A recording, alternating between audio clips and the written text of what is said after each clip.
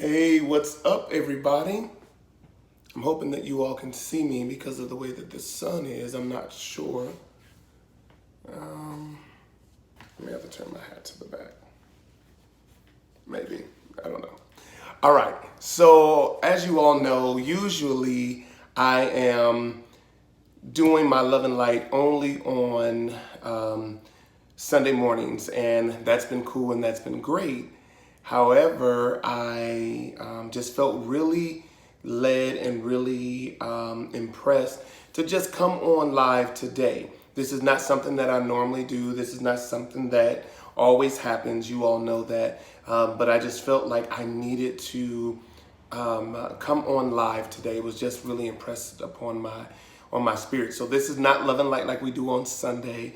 This is just actually just a time that I felt that I wanted to come and just talk to you all. Hello, everybody. Hello. I think that's Chris H. Hey, so listen, I appreciate you all rolling with me. So the sun is really bright right now, so it's a little difficult to see, but I can't see everybody on the screen, but I still wanted to make sure that I took this time and took this moment to just say what was on my heart. So thank you all so much for joining me. Thank you so much for being a part of this. And I appreciate you all so much. I wanted to just talk real quick about learning to let go of whatever no longer serves you so that eventually you can start attracting the things into your life that you really do need. Hey, Shonda, hi. I saw that one come up very clear. And in order to be able to move forward in life, we are going to learn or have to learn that letting go is a part of all of this.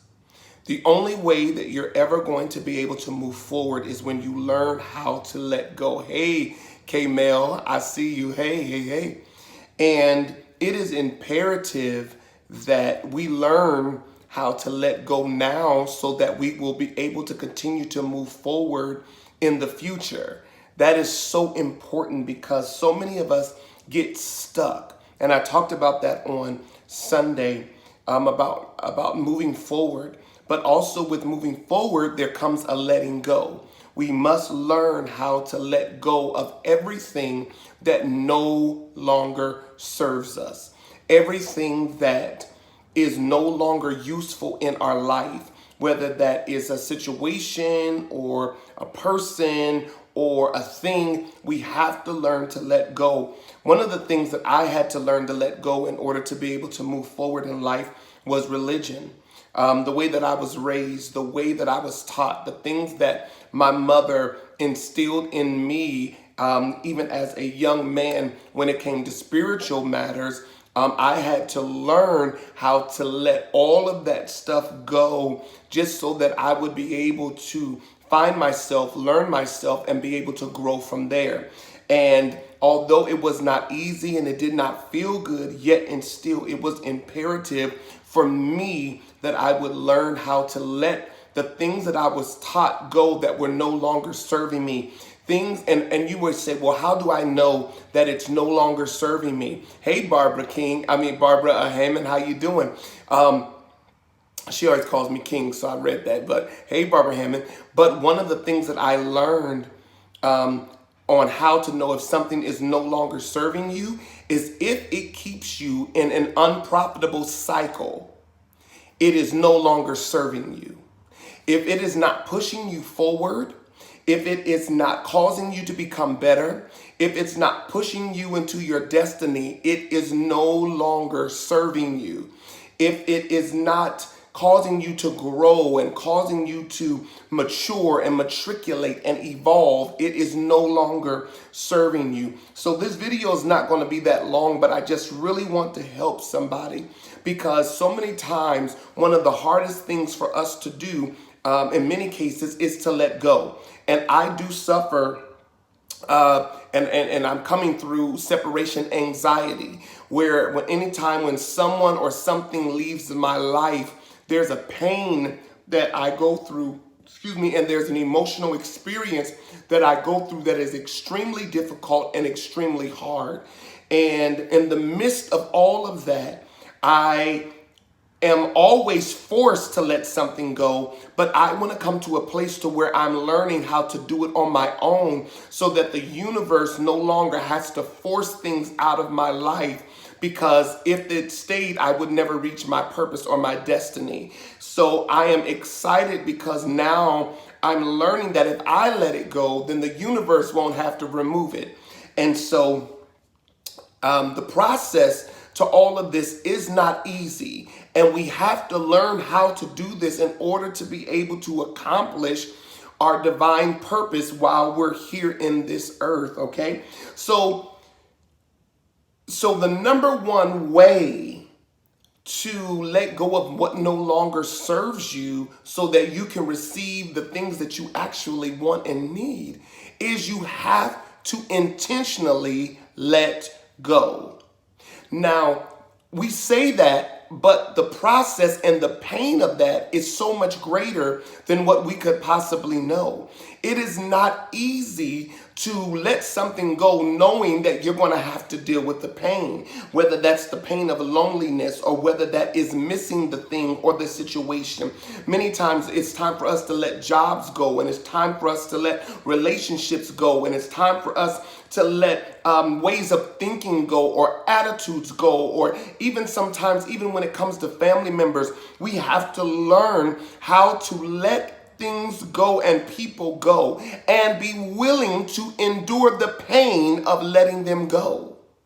The pain is not going to kill you. I know it feels like it. I know that in your chest it seems like it, but the pain is not going to kill you. It's going to hurt for that moment, but I promise you that what's going to come after that is so much greater.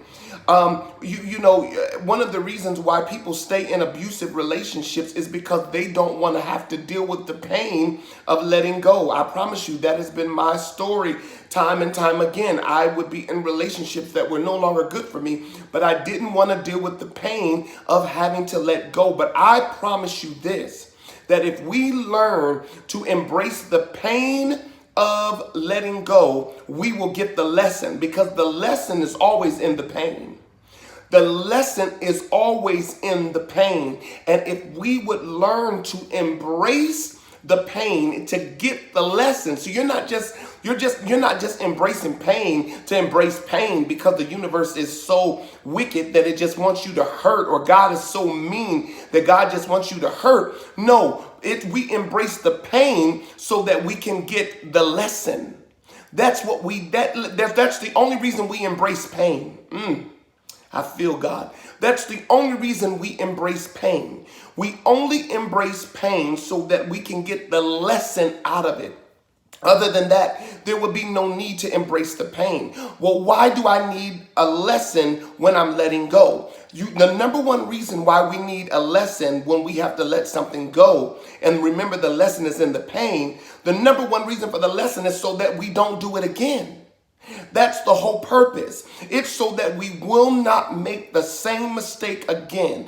And if we do decide to make the same mistake again, the pain is going to be worse the next time. See, whenever God is speaking to us, God will always speak in a still small voice. And the pain won't be that great because, see, we want to hear God like this. Hello, Michael, I am God and you are going the wrong way. But that's not how God always speaks. God will speak and by a little pain coming into our life. And that pain is there to say, don't go that way. And if we don't listen, then the pain gets louder. And it says, don't go that way. And if we don't listen, then the pain gets louder. Don't go that way. And if we still don't listen, then the pain gets louder. Don't go that way. And then we don't listen still. And then it says, don't go that way. And many times we don't listen until the pain is that great. And then by that time, we're so emotional that we don't have the strength to actually discover the lesson. And so the pain experience of letting go is just that much more extended because we don't get the lesson. See, the second that you get the lesson is the second that the pain stops. The second that you get the lesson is the second that the craziness stops. But it's only when you get the lesson, because the moment you get the lesson, then times of rejoicing will replace the pain, because you'll see the joy in the situation. You'll see the goodness in the situation. You'll see the greatness in the situation. And what you thought was meant to kill you, you'll see that it actually came to give you life. So yes, there will be pain in just letting go. There will be pain in just letting go. I promise you. But if you get the lesson, the lesson is the cure for the pain. I just heard God say that. The lesson is the cure for the pain. The second that you discover the lesson, every time I go through stuff now, the second I go through and I'm like, well, what's the lesson? What is God trying to show me? What is the universe trying to teach me? Because the second that I get it is the second that the pain subsides. So the first step into letting go what no longer serves you is just letting go and embracing the pain for the purpose of discovering the lesson. Number two, when you start to rebuild your life after you let go, start small. When you go through a situation, especially like a breakup or coming out of a bad situation, the worst thing you can ever do is try to prove to your ex that you were everything that they thought you weren't, or try to make them miss you, or try to make your job miss you because you're no longer there, or try to show people that, you know, I'm not what they said, or I'm not like this. The worst thing you can do is try to defend yourself or make yourself bigger than your situation. All you need to do once you come through the process of letting go and finding your lesson is to start rebuilding small. You don't have to be major. You don't have to be big. You don't have to look good in nobody's eyes but your own. God sees it. God knows it. God understands where you're going. And if you're ever going to go somewhere, you're going to start small. And if you are able to be faithful over small stuff, then God and the universe will cause you to be ruler over big stuff. But first, you got to be faithful with the 5 people in order to get to the 5,000 people. First, you got to be faithful with the one job and with the $50,000 a year in order for you to make $500,000 a year. Because if you start off small, you will grow. But if you have any ill intentions in your bounce back, then you are going to continue to stay in an unprofitable cycle. And then there's another lesson that's going to have to come in order for us to learn. So the first step is you just got to let go. The second step is start rebuilding small. And the third thing is remember, when you do it the right way, the possibilities are endless.